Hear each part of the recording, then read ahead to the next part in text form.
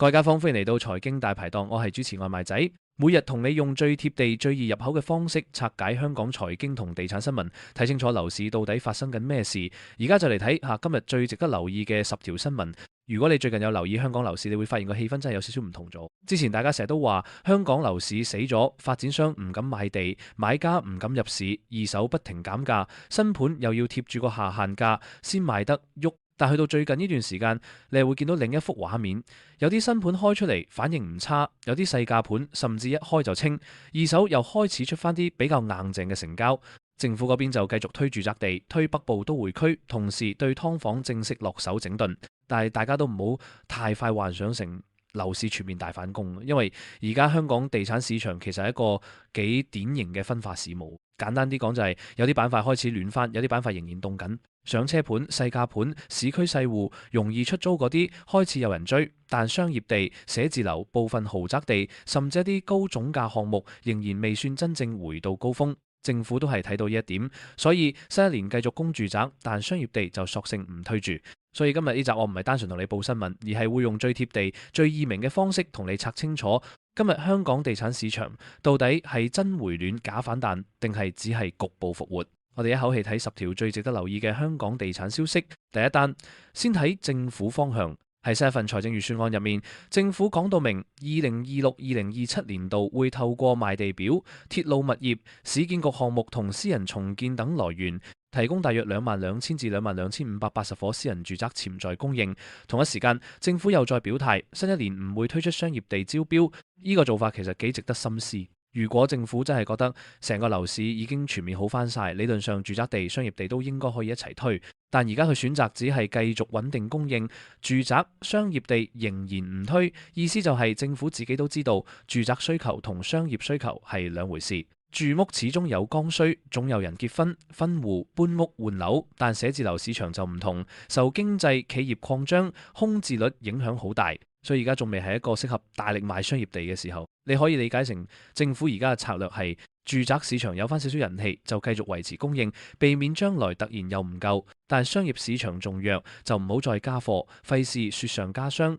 呢種做法對樓市係一個相對務實嘅信號，唔係盲目唱好，而係分板塊處理。對普通觀眾嚟講，最重要係明白一點，住宅供應仍然多，代表香港樓價短期內未必會失控爆升。但如果市場氣氛繼續改善，而政府又係按節奏慢慢推地，咁樓價都未必會再好似之前咁易大跌。即係話最壞時期可能過咗一部分，但未去到全民瘋搶樓嘅階段。第二單繼續講供地，政府公布2026-2027年度賣地表，入面有9幅住宅地，估計總共可以提供大約6650個單位。入面比較搶眼嘅係北部都會區洪水橋、廈村新發展區試點、屯門 A16 站第2期，仲有啟德智慧綠色集體運輸系統沿線一帶住宅項目。表面睇只係有9幅地，但其實背後反映咗幾樣嘢。第一，政府唔再單靠傳統市區靚地去支撐供應，而係更加明顯將北都變成未來主戰場。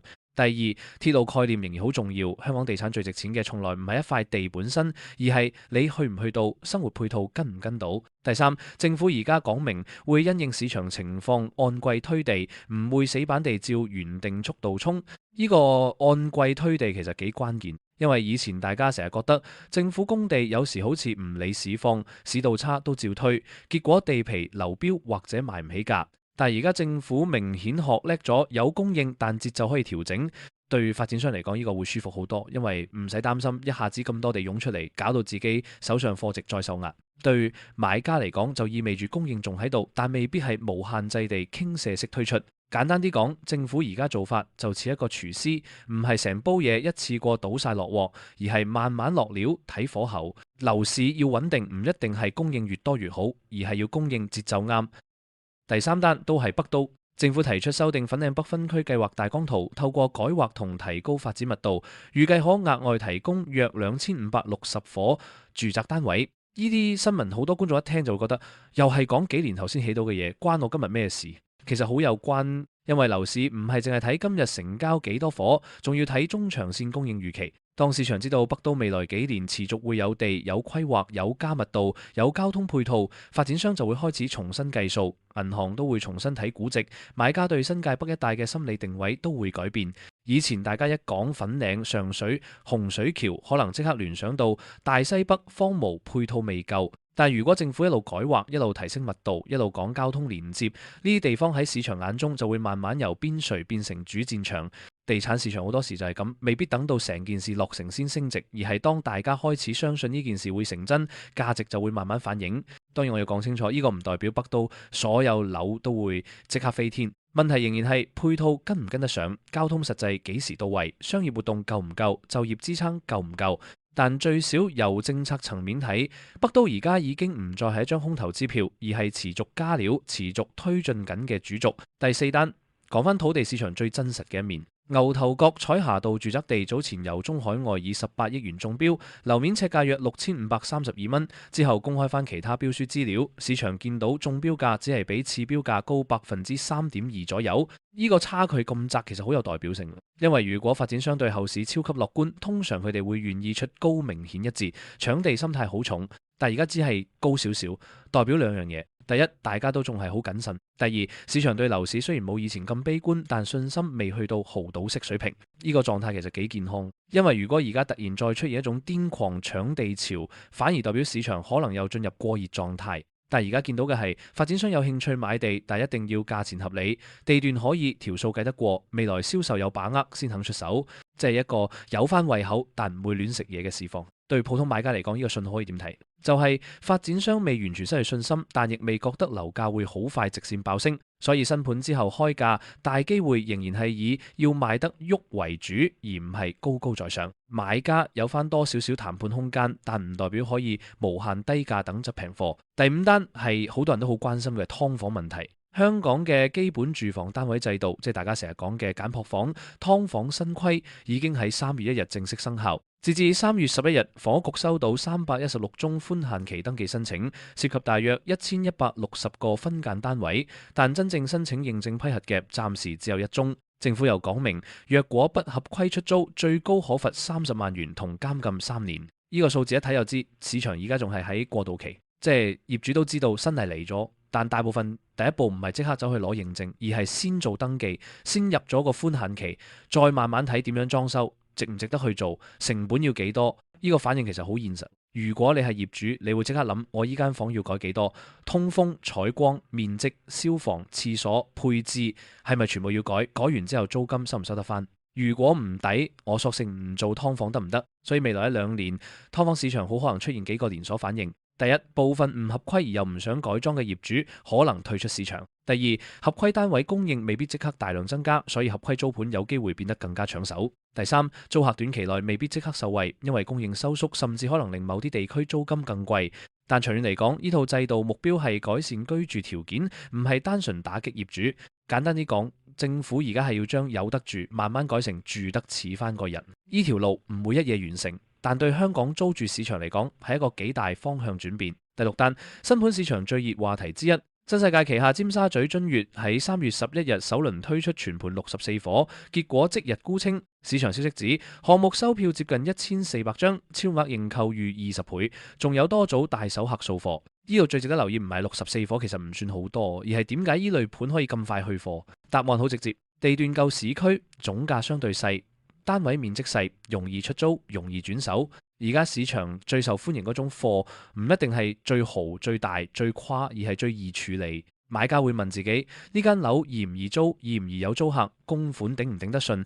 如果之後要放售，市場接唔接受？君悅呢類項目就係啱啱好中晒呢啲要求。而家息口環境比之前和緩咗少少，市場情緒亦冇前2年咁差，於是部分投資者開始翻嚟。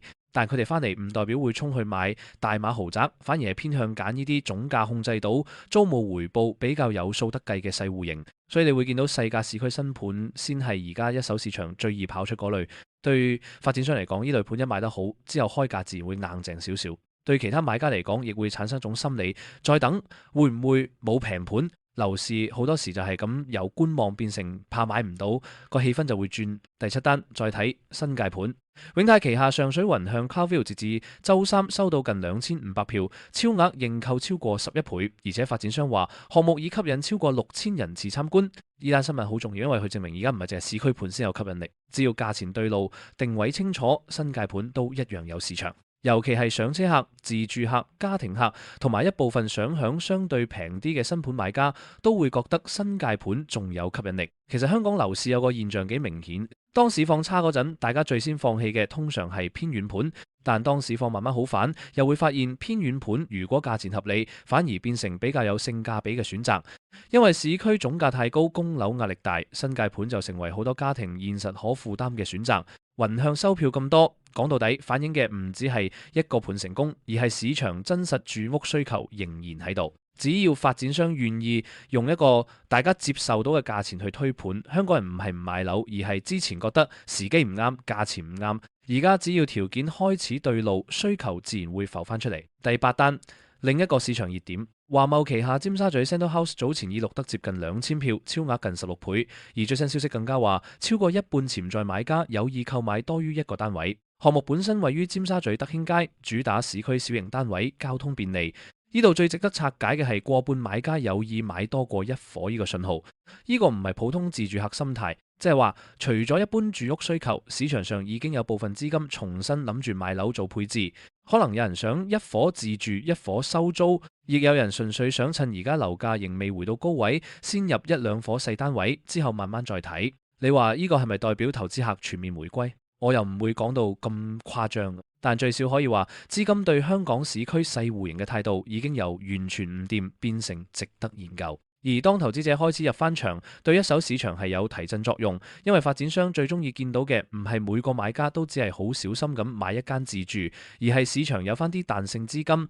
再講白啲，樓市最怕乜？最怕全場都係等，全場都係驚。而家 Sandal House 呢類盤嘅反應就反映市場唔再得一種情緒，有人仍然小心，但亦有人開始出手。第9單講二手，元朗 Grand YOHO 一個4房戶最近以1850萬元成交，創屋苑分層戶近2年二手成交新高。而區內3月頭10日已錄得53宗二手成交，依類新聞其實比新盤沽清更加值得留意。因為新盤賣得好，有時可以話係發展商開價策略準，按揭優惠好，宣傳做得夠。但二手市場成交反映嘅往往係買家自己真金白銀對市況嘅判斷，尤其係高價成交，唔係隨便一句減多少少啦就做得到。買家願意用呢個價追入，代表佢至少相信第一，單位質素好；第二，價錢未必再有大把空間向下；第三，遲買可能仲貴。而家二手市場未去到全面復甦，但高質實用家庭客中意嘅單位已經開始企穩，呢個現象好重要。因為樓市通常唔會係全個市場一齊喐，而係先由最優質嗰批單位開始。當高質貨企穩之後，先輪到中價貨、普通貨慢慢跟。如果你而家係觀望中嘅買家，呢類新聞要點睇？唔係話你要即刻衝入市，而係要知道真正靚貨未必會等你太耐。市場最先反彈嘅通常都唔係最差嗰批盤，而係最有競爭力嗰批。第10單用嚟做今日整體判斷就最啱。市場近日有九龍塘豪宅地以約4.3億元成交，較之前價格低好多，加上市場對部分豪宅地估值仍然偏審慎，反映高端土地市場未完全回到以往高峰。點解我要特登拎呢單出嚟講？因為佢啱啱好用嚟提醒大家，而家香港樓市唔係全民亢奮、全面大牛市。如果係全面牛市，豪宅地、商業地、超高總價住宅理論上都會一齊上升，但現實唔係。而家追捧嘅主要係細價、實用、可負擔、易出租、易消化嘅部分。至於豪宅地、高價土地，市場仍然相當揀擇，發展商都要見到好平好值先會願意接貨。呢種局面其實幾合理喎。因為當經濟未完全轉強，企業未完全擴張，息口雖然回落，但係生活成本仍然高企，市場最先恢復信心嘅一定係最實際嗰一批產品。換句話講，香港地產而家係有翻啲起色，但仲有一段好長嘅路要行。而家更似係一個病人由臥床進展成可以開始行路，係好事，但唔代表已經好翻晒。總括今日10條新聞，成個畫面其實幾清晰。一方面，政府繼續供應住宅地，推北都按季調節供應節奏。另一方面，劏房新例正式落地，租務市場開始進入重整期，再加上一手市場有市區細盤即日沽清，新界上車盤收大量認購票，二手高質貨開始見價，呢啲都證明香港住宅市場唔係完全冇動力。但同一時間，商業地繼續停賣，豪宅地估值審慎，發展商投地出價仍然保守，亦講到明市場未係全面復甦。所以如果你問我一句，香港樓市而家係咪真係翻生？我會答你係開始有翻啲人氣，但係受人追捧嘅，主要係最實用、最細銀碼、最貼近真實住屋需求嗰部分，即係一個結構性回暖市場，唔係全城搶樓，但亦唔再係之前嗰種全城死寂。講完今日10單地產新聞，最後同大家講下今日可以留意啲乜。第一，睇新盤熱度可唔可以延續。如果津悦、雲向、Sandal House 呢類盤之後繼續好賣，代表市場氣氛唔係一日貨仔，而係真係有承接。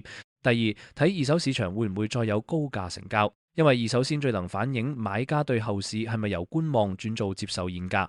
第三，睇劏房新例下會唔會有更多業主由先登記變成正式申請認證，呢個會直接影響之後租盤供應同租金走向。第四，睇政府之後推地節奏會唔會再釋放更多信號。如果再有住宅地推出而發展商反應唔差，對市場信心會再加分。